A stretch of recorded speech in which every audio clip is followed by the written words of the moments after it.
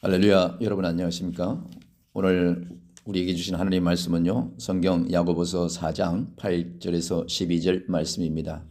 오늘 함께 나눌 은혜의 말씀은요, 낮은 자리로 돌아가는 신앙, 이런 말씀으로 함께 은혜 받기를 원합니다. 먼저 본문 말씀 읽어드리도록 하겠습니다.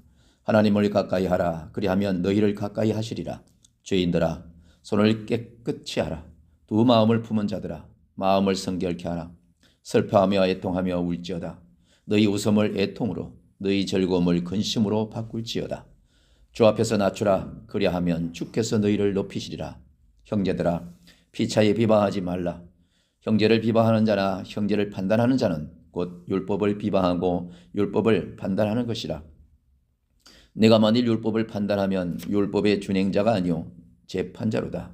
입법자와 재판자는 오직 하나이시니 능히 구원하시기도 하시며 멸하기도 하시느니라. 아멘. 이 야고보서 4장은요, 정욕조로 인한 죄악된 생활이 어떠한 것인지를 말하고 있습니다. 사람들은 자신의 범죄와 실패의 원인을 외부의 환경이나 일에서 찾으려고 하는 그런 경향이 없잖아 있습니다. 그러나 야고보의 시각은 다르다는 것을 말씀을 통해서 알 수가 있습니다. 그분은 모든 범죄함의 근거를 영적인 문제에서 보고 있다는 것이죠. 다시 말해서 영적인 간음과 교만이 곧 죄악된 생활로 발전한다는 것이라는 것이죠.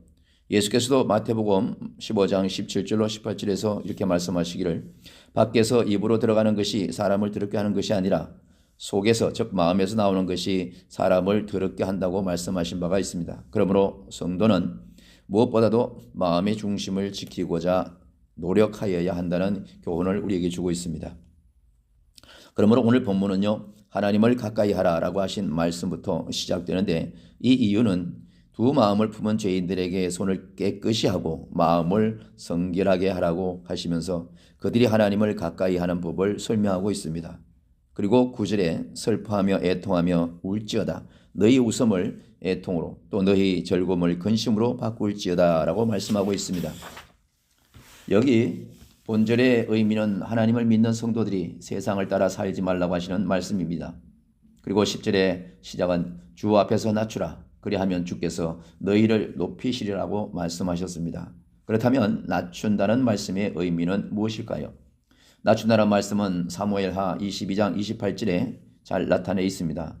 주께서 곤고한 백성은 구원하시고 교만한 자를 살피사 낮추시리다 라고 하셨는데, 낮추라는 단어를 히브리어 버전으로 두 가지 의미를만 찾아보면 첫 번째 낮추라는 단어는 타시필이라고 발음합니다. 타시필. 이 단어의 의미는요, 아래 있게 하다, 아래 있게 하다. 유래된 말로서 교만하지 말라는 것이죠. 다른 한 가지는 라림이라고 하는데, 이는 잘난 체하며 겸손하지 않고 방자히 행하고 능력을 과시하며 자기를 최고로 자랑하는 행위로서 성경적으로는 하나님의 은혜와 도움을 부인하는 최고의 범죄 행위라고 말할 수가 있습니다. 그래서 예수께서는 사람들의 근성을 미리 아심으로 빌립보서 2장 8절에 이렇게 기록하고 있습니다. 사람의 모양으로 나타나셨음에 자기를 낮추시고 죽기까지 복종하셨으니 곧 십자가의 죽으심이다 라고 하신 이 헬라의 버전으로 에타페이노센이란 말씀을 하고 있습니다. 에타페이노센. 마지막 피 한 방울까지 내어주실 만큼 겸손하신 주님의 모습을 우리에게 보이셨다는 말씀입니다. 얼마나 귀한 것입니까? 책은담에 보면 공인지각에 무태음하라, 또는 요사기 감수라, 또는 교인 이선에 무가고하라, 또는 당사기가종이라, 이런 말씀도 있습니다. 이 말을 직역해보면 다른 사람의 잘못을 너무 엄하게 공격하지 마라. 먼저 그가 그 공격을 견뎌낼 수 있는가를 생각해야 한다라고 말하는 이런 모든 사자성어라고 할 수 있죠. 사람을 손으로 가르치되 너무 지나치게 하지 마라. 그가 무리 없이 따를 수 있어야 한다는 의미 있는 것입니다. 이 말씀은 전적으로 굉장히 제가 공감을 합니다. 어릴 때 다른 아이들보다도 수학이 빨리 이해가 안 돼가지고 참 제 나름대로 참 속상하고 했는데, 정말로 내 지혜와 내 명철과 내 수준에 맞게끔만 낮은 모습으로 잘 가르쳐 주셨다면 아마 어릴 때 다른 친구보다도 매는 좀 덜 맞았었지 않을까, 그런 생각 해봅니다. 예수 그리스도 먼저 자기를 낮추시고 겸손하심으로 죽기까지 복종하셨다는 사실을 우리에게 보여주심으로 그 겸손하심을 배워 행하면 하나님을 가까이 하라라고 하신 그 말씀을 우리가 실천해 나갈 수 있다는 내용이 되겠습니다. 그리고 또 말씀하십니다. 형제들아 피차에 비방하지 말라. 형제를 비방하는 자나 형제를 판단하는 자는 곧 율법을 비방하고 율법을 판단하는 것이라. 네가 만일 율법을 판단하면 율법의 준행자가 아니요 재판자로다라고 하시면서 이 12절에 입법자와 재판자는 오직 하나라고 말씀하셨습니다. 형제들아 피차에 비방하지 말라. 헬라어 원전은요 메 카탈랄레이테라고 할 수 있습니다. 이 아벨론 아테포이라고 말하는 이 단어, 이 말씀도 역시 비방하지 마라. 서로의 형제들에게 하는 표현이죠.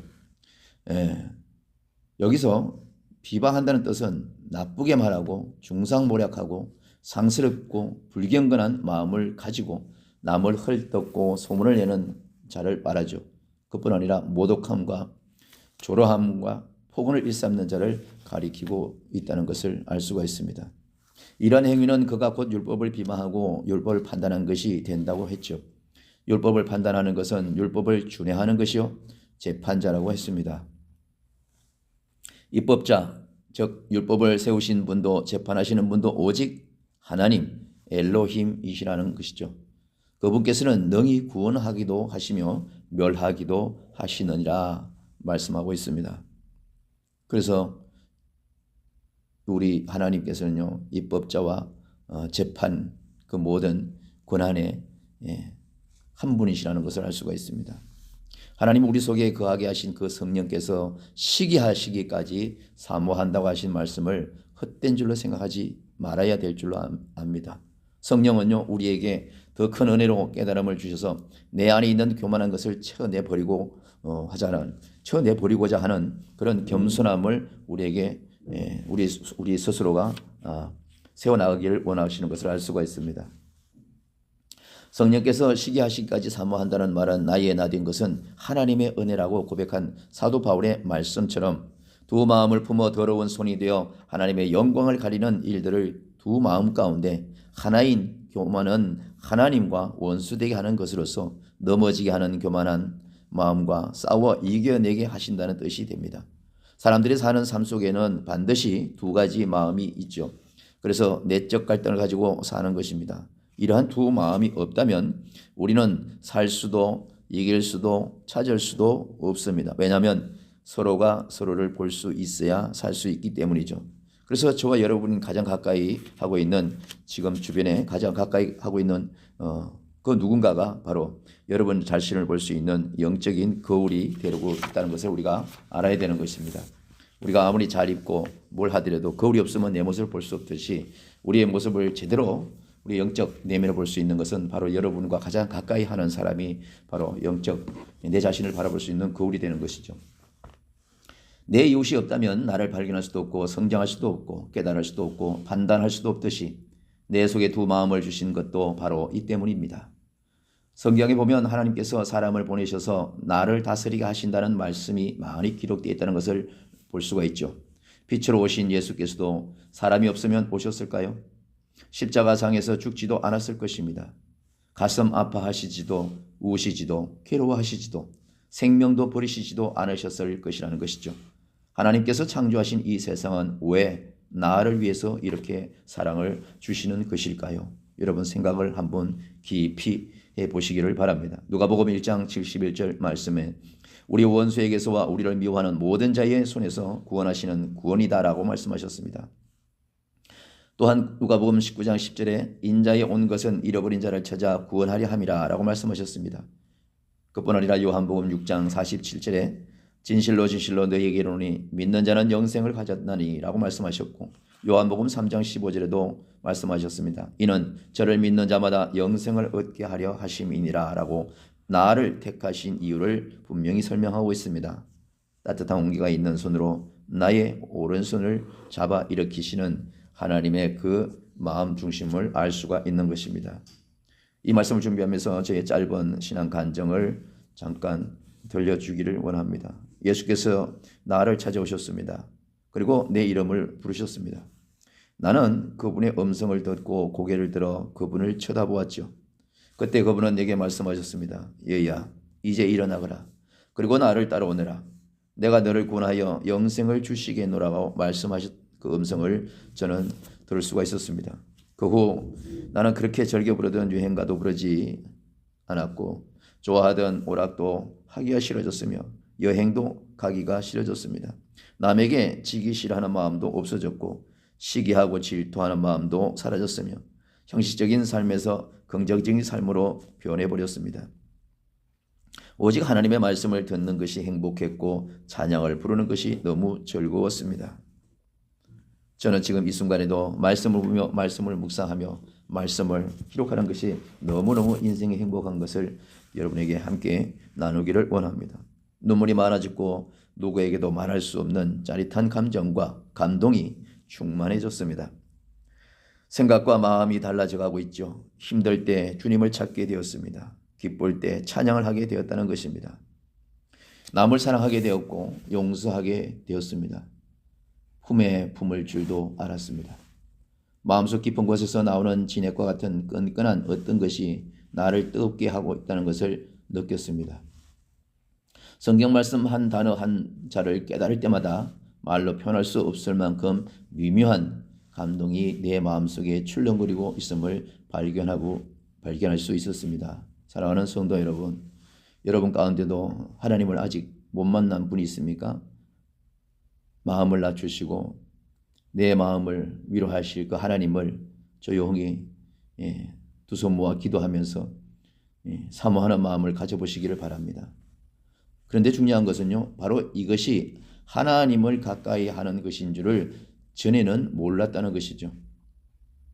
하나님께서 저와 여러분의 마음에 찾아오셔야 하나님의 그 사랑을 우리가 깨달을 수가 있고 내 자신의 연약함을 돌아볼 수가 있다는 것입니다.